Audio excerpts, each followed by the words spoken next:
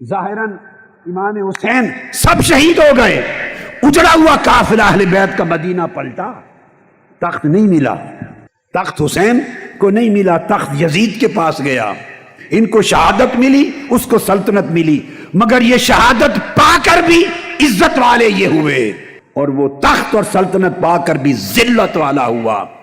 اس تقسیم کو کبھی نہ بھولیں۔ بہت لوگ یہ ان کی بزدلی ہے، بعض لوگوں کے اندر جرأت ایمانی نہیں ہے، بعض لوگوں کے اندر اتنی غیرت نہیں ہے، اتنی طاقت نہیں ہے، اتنی سکت نہیں ہے کہ وہ ٹکرا سکیں یا مفاد سے تائب ہو سکیں یا بڑے وقت کے فرعونوں یزیدوں سے حق کی بات کہہ کے للکار سکیں۔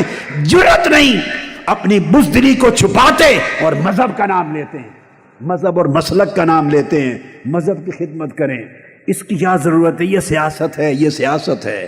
اگر ایسی سوچ رکھتے ہو آپ تو خدا کے لیے اس سوچ کی پوجا کرو، مگر حسین کا نام لینا چھوڑ دو، کم سے کم حسین کا نام تو نہ لو۔ ہم برے صحیح، تم حسین کا نام تو نہ لو، اگر لیتے ہو تو ایک سوال کا جواب دے دو، کیا کرنے گئے تھے حسین؟ بس اتنی بات۔ خالی چپکے سے بیٹھ کے مذہبی کی خدمت کرنی تھی تو مدینہ میں بہتر ہو رہی تھی یا کربلا میں؟ اگر خالی مذہب کی خدمت ہی کرنی تھی چپ کر کے بیٹھ کے تو حرمین میں مکہ میں ہوتی تھی یا کربلا میں، کوفہ میں جو دشمنوں کی سرزمین ہے؟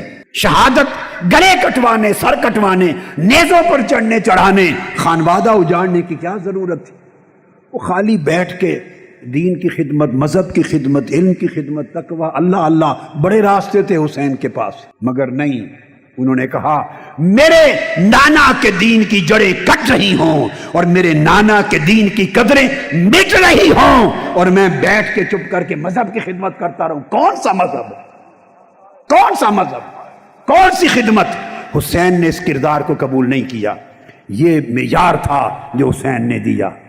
یہ سمجھ جو آپ بہت سے لوگوں کو ایسی بات کرنے والے ہیں جو سمجھ ان کو ملی ہے، یہ سمجھ اس زمانے میں بھی بہتوں کے پاس اس واقعہ کربلا نے پیدا کر دی تھی، مگر حسین اس سمجھ کا آئینہ دار نہیں تھا۔ حسین باطل سے ٹکرانے والا تھا، سمجھوتا کرنے والا نہ تھا۔ اللہ کا فضل ہے کہ اس نے کربلا کا اور حسین کا وہ کردار تحریک منہاج القرآن کو عطا کیا۔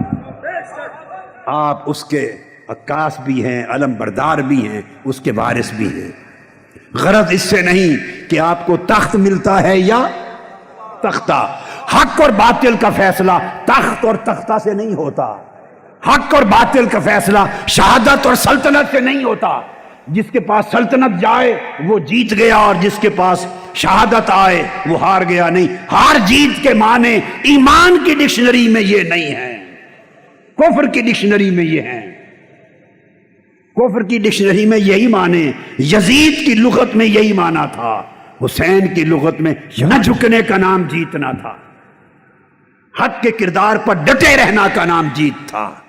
حسین ایک طرز عمل دے گئے، لوگوں کو غیرت کے ساتھ، عزت کے ساتھ زندہ رہنے کا سلیقہ سکھا گئے، لوگوں کو دین کی قدروں کے لیے کے ساتھ جینا اور دین کی قدروں کے لیے مرنا سکھا گئے۔ حسین لوگوں کو 17 جون کی استقامت سکھا گئے کہ کس طرح یزیدی فوجوں کے خلاف لڑنا ہے۔